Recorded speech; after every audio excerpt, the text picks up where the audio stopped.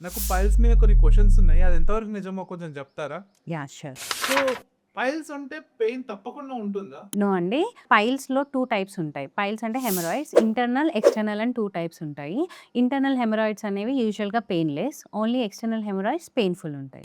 మోషన్‌లో బ్లడ్ వస్తే అది ఆల్‌వేస్ పైల్స్ అని అర్థమేనా? నో. It's a myth. చాలా మంది మోషన్‌లో బ్లడ్ ఒస్తే అది ఓన్లీ పైల్స్ అని నెగ్లెక్ట్ చేస్తుంటారు. మోషన్‌లో బ్లడ్ రావడానికి చాలా కారణాలుంటాయి. అందులో ఒక కారణం మాత్రమే ఈ హెమరాయిడ్స్. సో, పైల్స్ అంటే ఓల్డ్ ఏజ్ పీపుల్స్‌కి మాత్రమే వస్తుందా? నో. ఇవి ఏ ఏజ్‌లో అయినా రావచ్చు. కానీ ఓల్డ్ ఏజ్ పీపుల్‌లో మనం ఇది ఎక్కువగా చూస్తాము. ఎందుకంటే కింద యానస్ దగ్గర వాళ్ళలో మజిల్ వీక్‌నెస్ వల్ల ఈ పైల్స్ వచ్చే ఛాన్సెస్ ఎక్కువగా ఉంటాయి. అవును మేడం. మరి ఈ స్పైసీ ఫుడ్ ఎక్కువ తింటే కూడా పైల్స్ వస్తాయంటారు. నో. పైల్స్ రావడానికి మేజర్ కారణం కాన్‌స్టిపేషన్ అండ్ యానస్ దగ్గర ఎక్కువగా ఫోర్స్ పడడం. అంతే తప్ప స్పైసీ ఫుడ్ వల్ల పైల్స్ అనేవి రావు.